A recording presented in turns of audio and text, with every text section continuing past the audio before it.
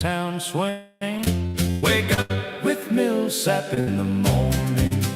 From the brick on commercial to old 66, he's got the... It is Millsap in the morning on this 29th day of July. July has just kind of flown by. Even in the heat, it's flown by. We're live from the Ozark Fiber Studios in downtown Lebanon. Be sure to like us on Facebook and YouTube and drop your comments as well. Hey, and you can watch us even on Spotify here on Lebanon Now and Millsap in the Morning. Here in Lebanon, we believe local matters, and that includes your internet. Ozark Fiber is a Missouri-based company bringing high-speed fiber internet to our community. That means faster speeds, reliable connections, and support from people who actually live and work right here. Experience the difference with Ozark Fiber. Check your availability at ozarkfiber.com. Well, we're almost to the finish line here on Millsap in the Morning, at least when it comes to political interviews. Since June 17th, we've allowed candidates for our contested state local races to appear here on the show and answer questions and discuss issues. We started with those running for state senate in District 16, which includes Laclede County, Wright County, Pulaski County, Phillips, and Marys County. Former state representative Hanny Kelly from Wright County was our first guest. She appeared, and then State Representative Bill Hardwick, who appeared on the show on June 24th. He's from Pulaski County. State Representative Don Mayhew was scheduled for the show on July 6th, or the 8th, rather. He failed to show for the interview. And the race has become, I would say, somewhat contentious. In many ways, a lot of mailers have been sent out discrediting Hardwick, and one that targeted Hannah Kelly. And then, of course, each side has sent out some mailers touting their own candidates over time. Last week, we had Royce Tuck on the show. He's running against today's guest, Dr. Jeff Brown, who we'll be talking to here in a minute. Both of them are vying for a seat being vacated by State Representative Jeff Knight, who has endorsed Dr. Brown, by the way, as his replacement at the State House. And then during our journey through this political jungle, as it may be, we've been able to provide you with some insights with those running for office during the past couple of months. And then we've discussed Constitutional Amendment 5, which is on the ballot next Tuesday. We had State Auditor Scott Fitzgerald on a special edition of Millsap in the Morning here on Lebanon Now. He is in favor of that amendment, as is Governor Kehoe. That's also being touted by the Missouri Republican Committee. So a lot of push on Amendment 5, but a lot of pushback on Amendment 5. And we'll talk a little bit about that with Dr. Brown as we go through the show today.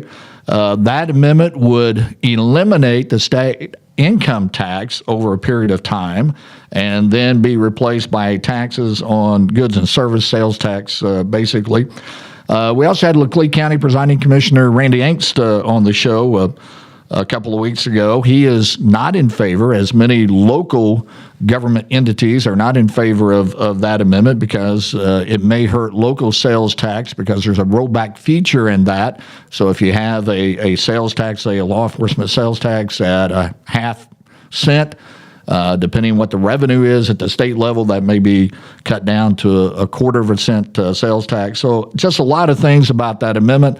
The other amendment that has garnered a lot of discussion has been Amendment 4, and we've really not talked about that in great detail on the show, other than I have voiced my support for that. And really, that 4 really gives more of a voice for rural Missouri.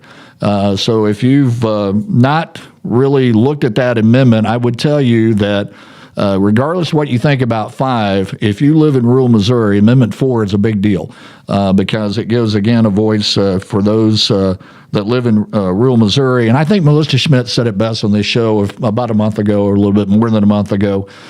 Changing the Missouri Constitution should be hard. And so give that a look as you start to go to the polls. Of course, we're close to the finish line, and at least in the primaries, voters go to the polls on August 4th, which is next Tuesday. Lebanon Now will have exclusive, in-depth coverage of the 2026 primary on election night. You can join Taylor Howe and me next Tuesday starting at 7 p.m. with our coverage of the local races. We'll also keep you in touch with what's going on statewide, as well as some things nationally going on. And again, you can join us at 7 o'clock next Tuesday. Dr. Jeff Brown will be our guest on Millsap in the Morning when we come back right after this.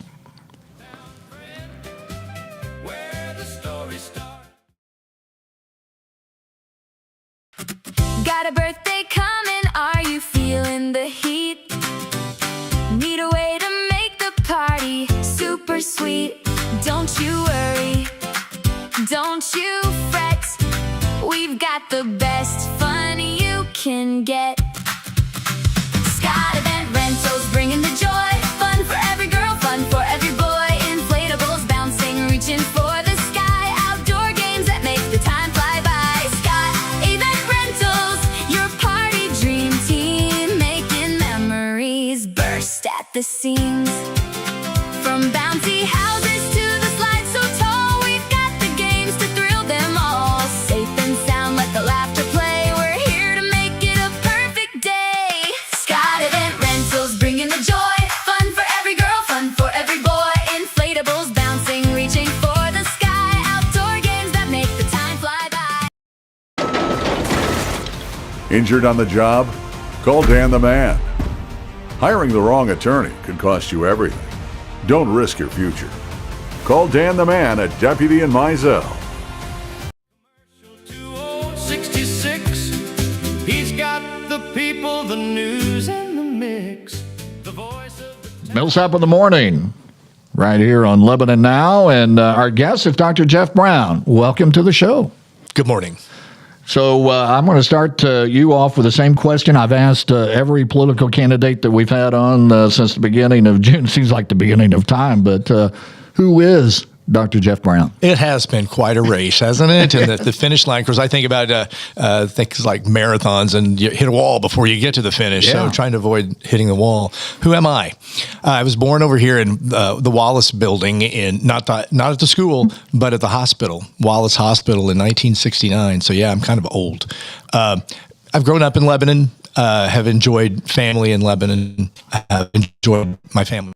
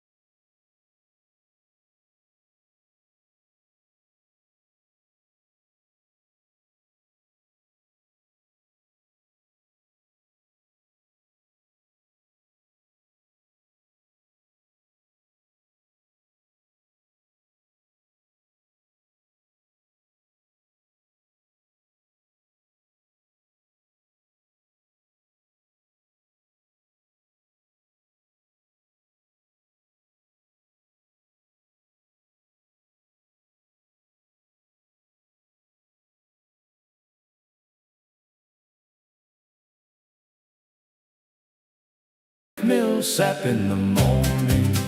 From the brick on commercial to old 66. He's got the people, the news, and the mix. The voice of the town. Millsap in the morning. You know, I don't know what we would do if we didn't have these little glitches. It's kind of like tradition. It is. It's almost become a tradition at Millsap in the morning to lose sound. Yeah. So I want to start over because I don't know where we left off. But I was asking you to tell me who Dr. Jeff Brown is because I want you to highlight the fact that you grew up here in Lebanon and part of now.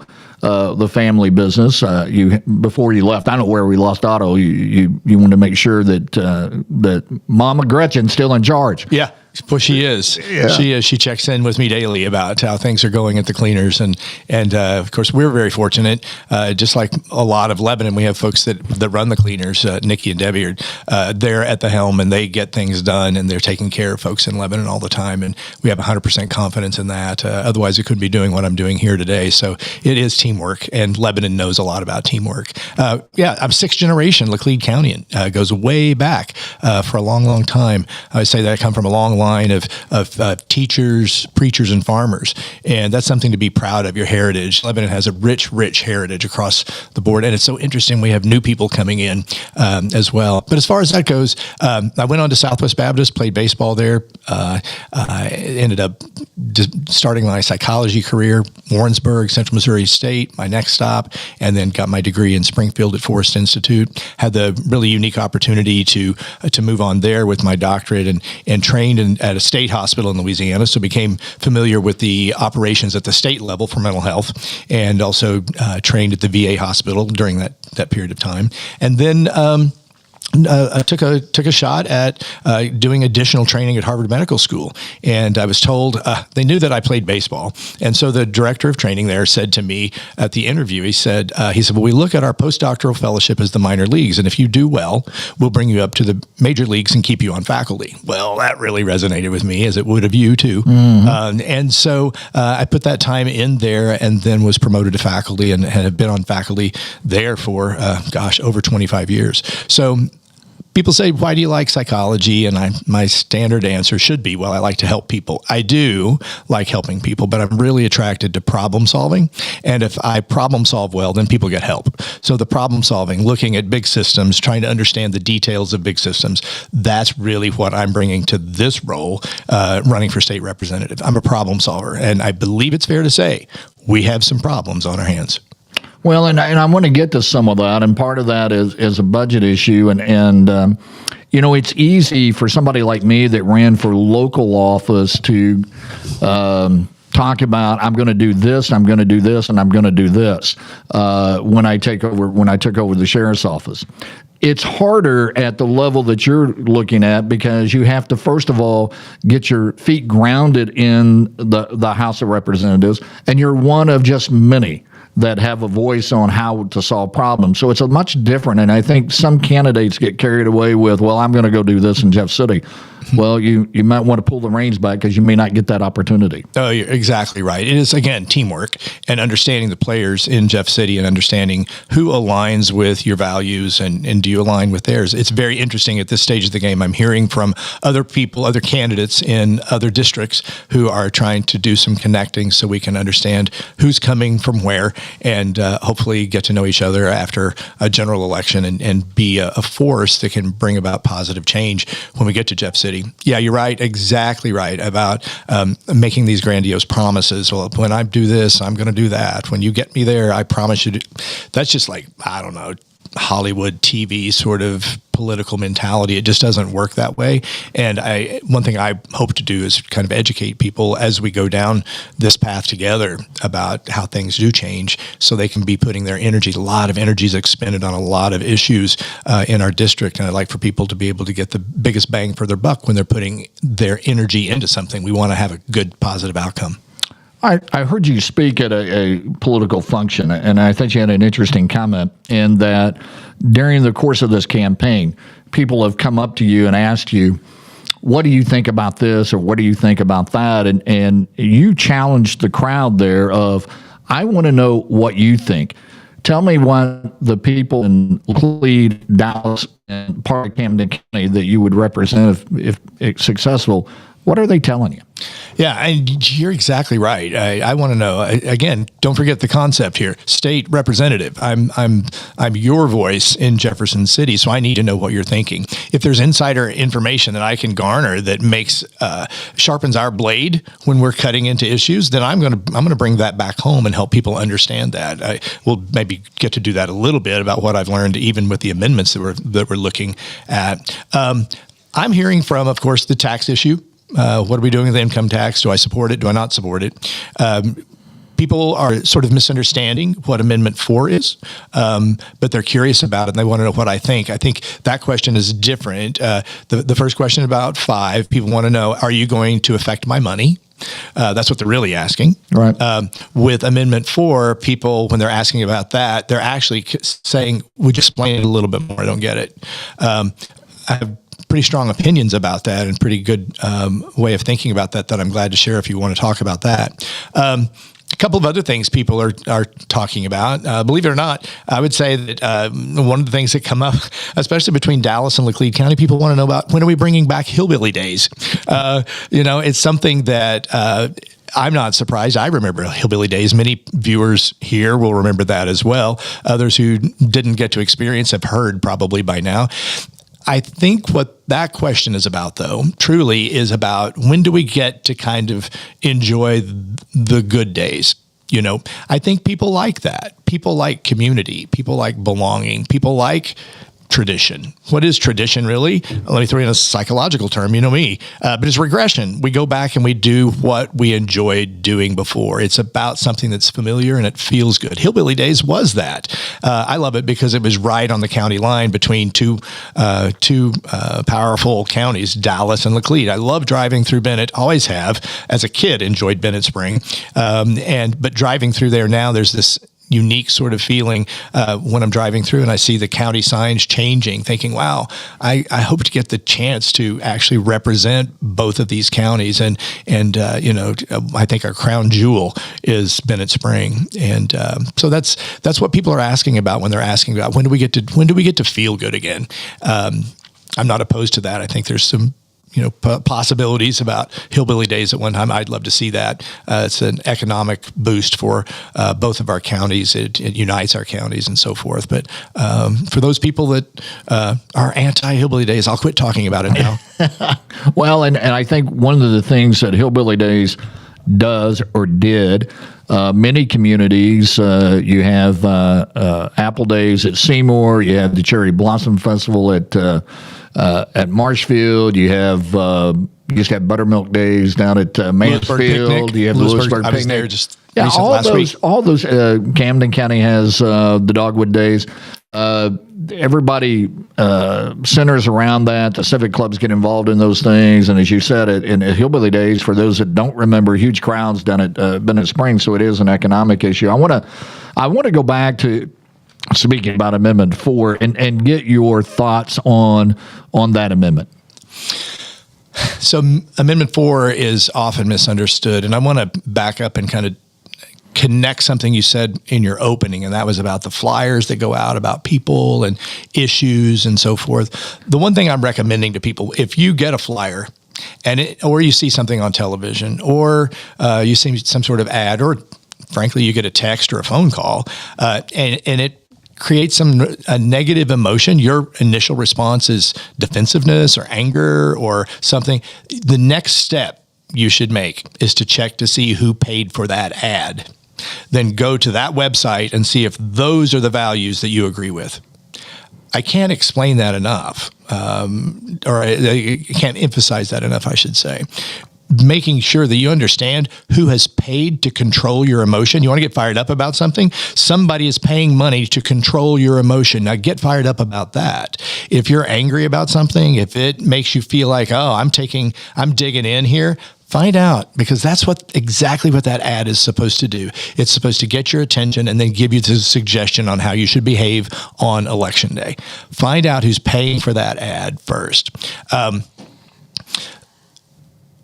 Amendment 4, how does it connect? Well, it means that this has to do with ballot initiatives, not just something that legislators decide we're going to put before the people. It has to do with outside groups deciding they're going to collect signatures and get something on the ballot. They don't even have to be in Missouri. They can be outside of Missouri, way outside of Missouri, and decide to put something on the ballot. Amendment 4, voting yes on Amendment 4 is what I've said is an absolute power move. It's a power move for rural Missouri to do that. And I like reading a lot of the comments. One of the comments that I really enjoy was made by a fellow, Nick Cofield, on one of my Facebook pages. And he said Missourians should run to the polls to be able to vote yes on that. And I think that summarizes that perfectly. You've got to vote yes on 4. Why is that? Because the issues that can be brought to the ballot can be brought by outside entities, not rural Missourians. And there are maps. You can look at maps. You can decide, look at other issues. Marijuana is a great example of how it came in.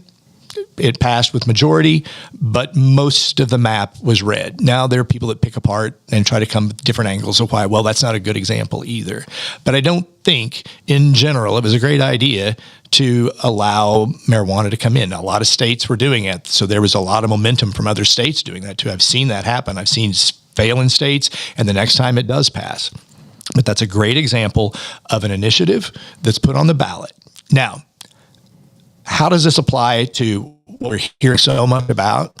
And you can interrupt me. I want to No, go right ahead. That's why you're here. Yeah. Okay. So let's explain this further and let's think big picture. I told you I'm a big picture thinker. I look at details.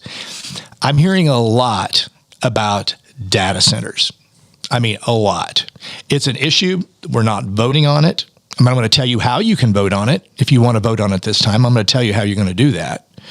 But all of these declarations about we're going to save the environment, I have people that will email me, almost confrontationally, where do you stand on data centers, blah, blah, blah. The irony is they're sending that out through media outlets that are using AI that require data centers. It's kind of like, I often tell people, if you want to save the environment, get everything made in China out of your home, then come talk to me.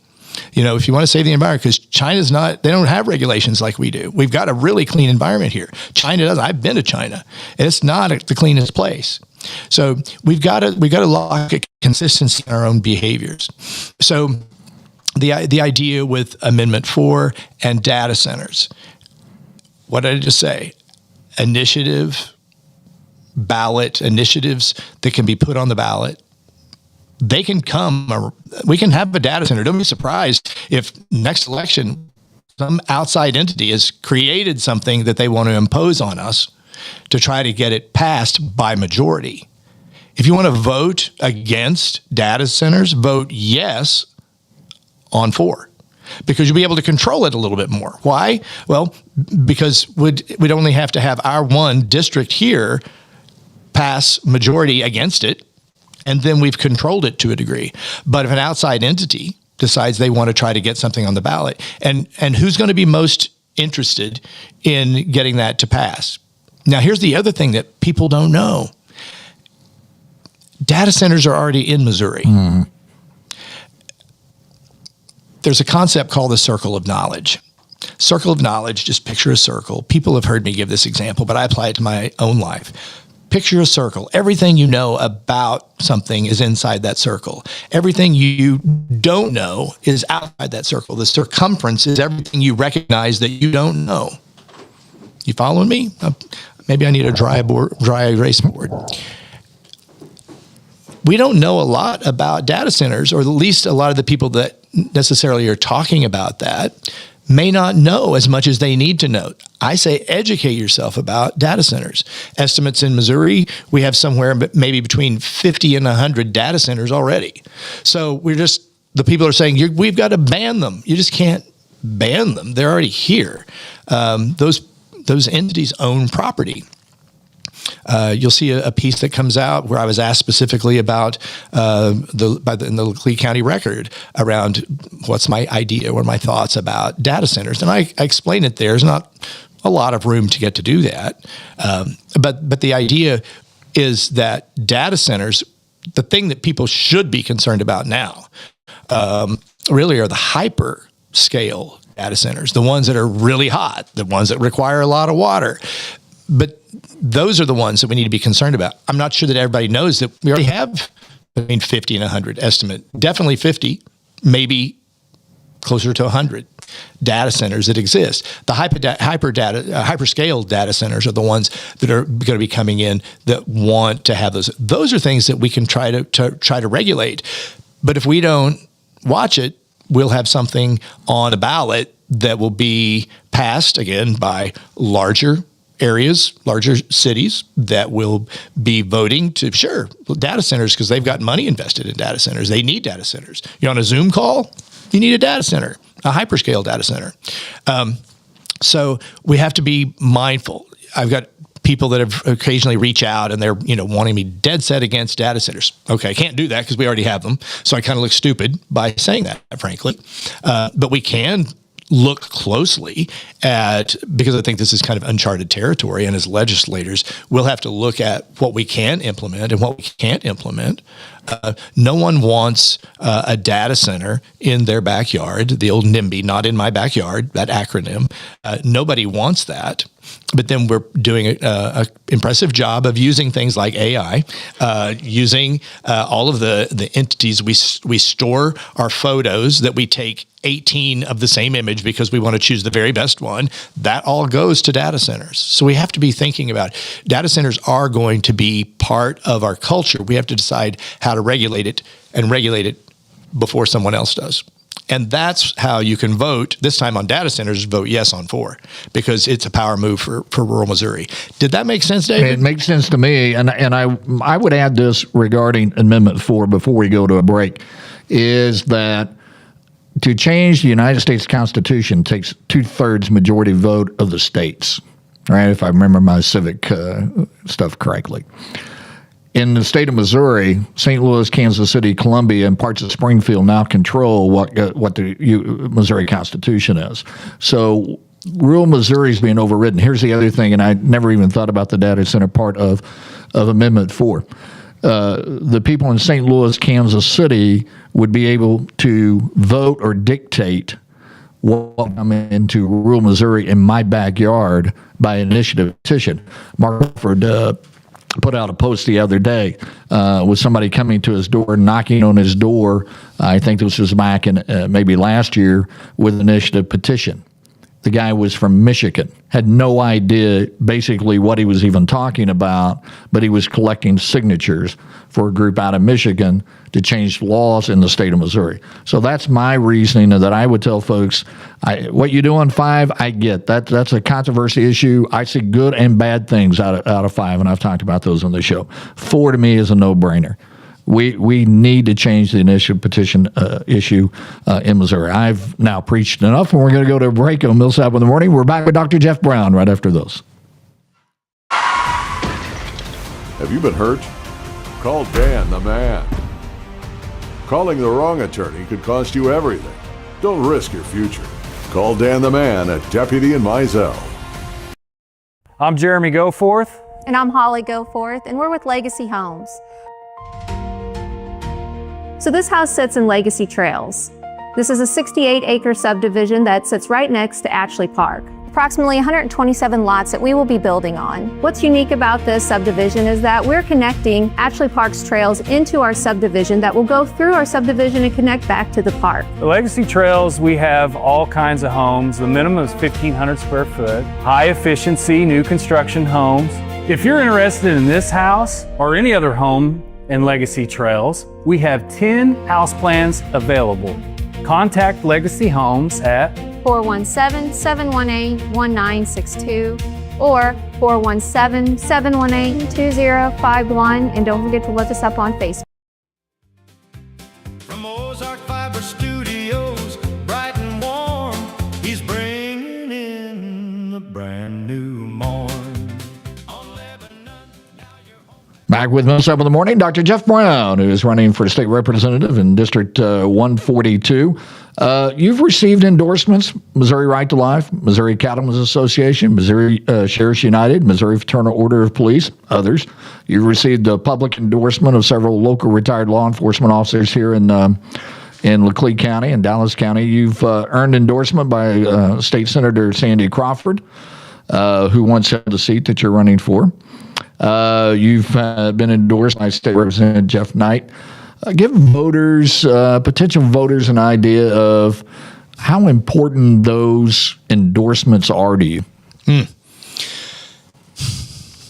I think those endorsements are very motivating because it means that those organizations and those people are aligned and in agreement with the values that I'm running on.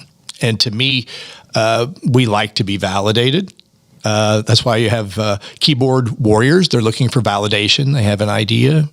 But those endorsements mean a lot to me. It is, again, it is someone, we usually don't use this word too much anymore, but they're vouching for you. I'll vouch for him. Yep, he's a good guy. He's the right guy. He's the one that is the thinker. He's the one that has come to the top when it all shakes down. I appreciate the organizations that support, and I like that diversity. I've got everything from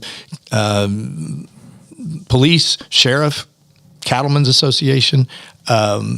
I have to say I was disappointed. I sent in the required documentation for the NRA, which is one that, just to be clear, they said they've apparently lost my application. So anyway, that'll come back around. But to be endorsed by organizations that are near and dear to your heart means a lot to me.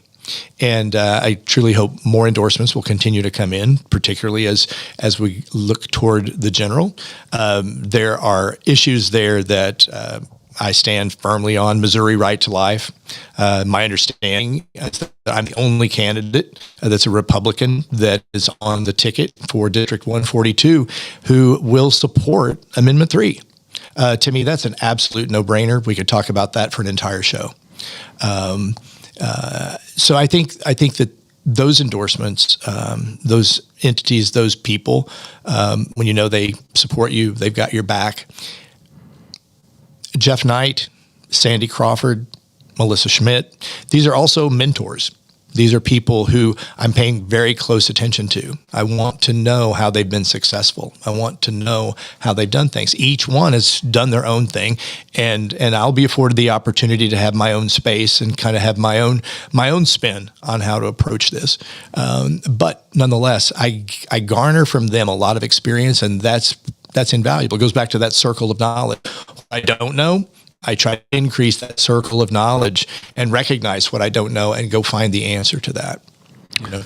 I think I would say this too, that we were talking about Amendment 4 and data centers and so forth. I think the circle of knowledge around data centers is pretty low. Now, I'll be the first one. One of the biggest complaints is like, well, what does it do to the environment? I think that we're going to be finding out more and more. The questions need to be asked. We can't speculate. We need to know. Now, before someone takes a sound bite or removes 8 words that I say here, I'm Jeff Brown. I grew up in Missouri. I've fished every river in Missouri. I've shot turkeys. I've shot deer.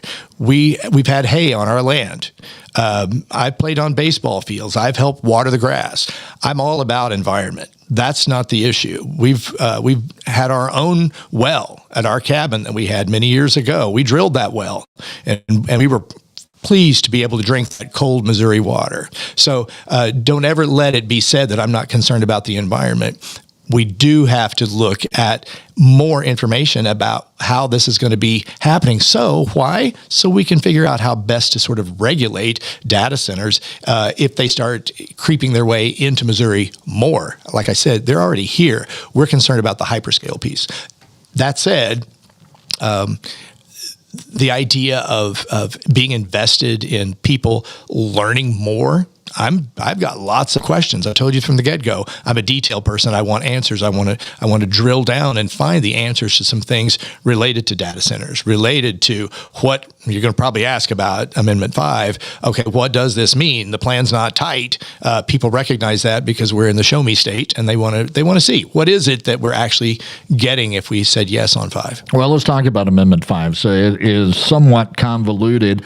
I think for most people, when they talk about cutting taxes and you say about cutting your income tax, everybody wants to jump on board of that until they find out, as you drill down in some of the languages, what does that really mean on Amendment 5, and what does the sales tax increase on goods and services that we currently do not pay taxes on.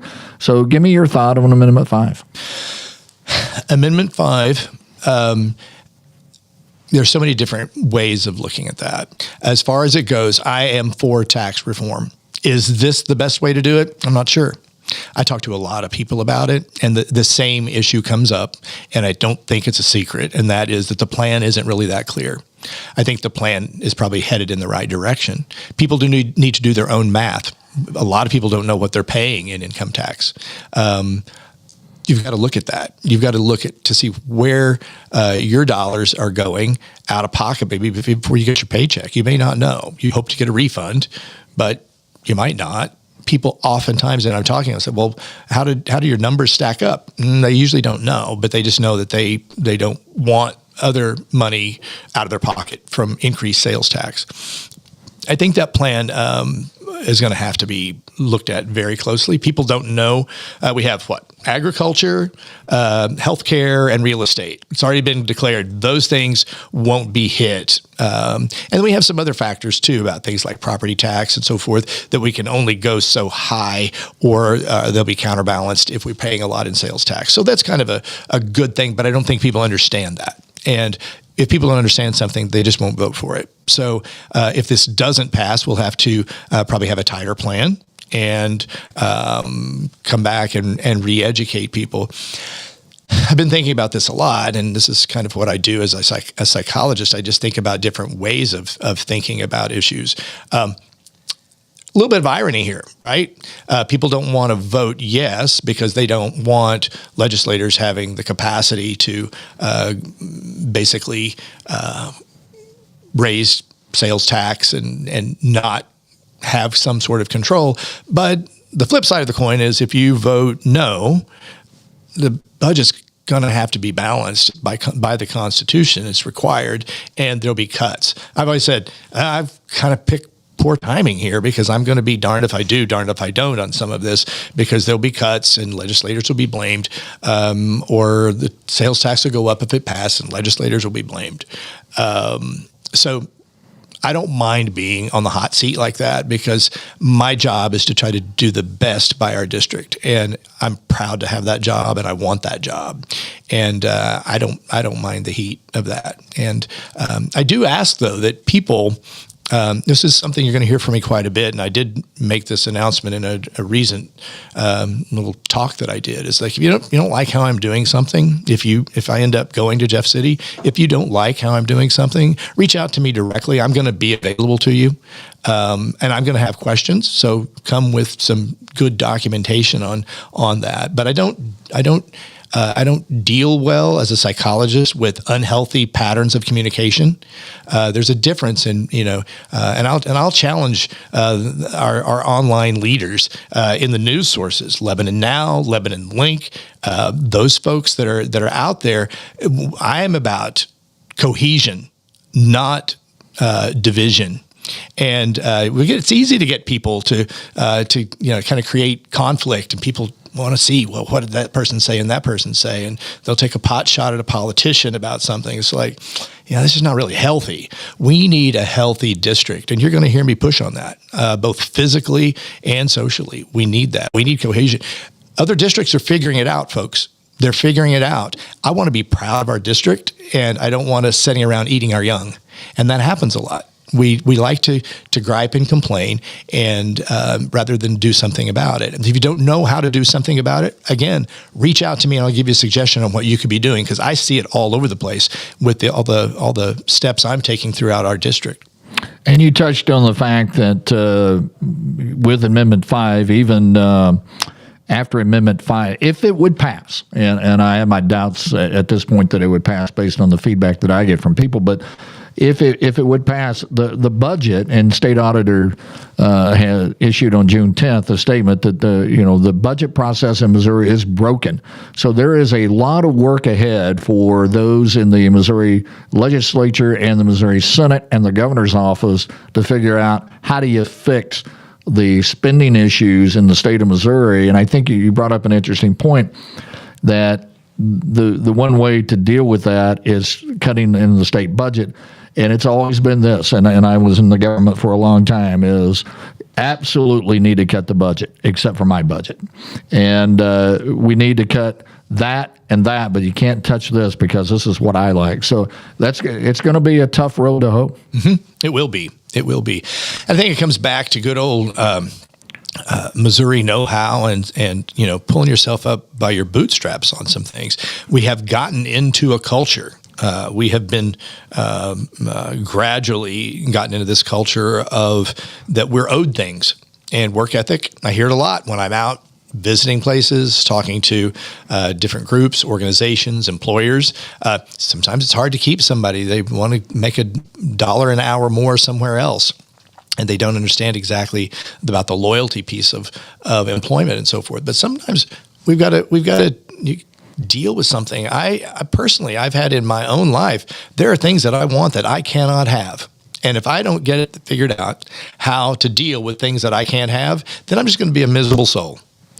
I want to talk to you a little bit about kind of the tour you've done in Dallas County and Laclede County regarding visiting the manufacturing places, especially in Laclede County, because we're so blessed here to have a number of manufacturing organizations in this county. Tell me what you've learned from manufacturers. Oh, great question. One thing that employees express, and that is that they know that their employers take good care of them. They think of them. And going through the different plants, I've visited Durham in both Lebanon and Buffalo, which is a great combination of having the same company with two different plants in two different counties of the district.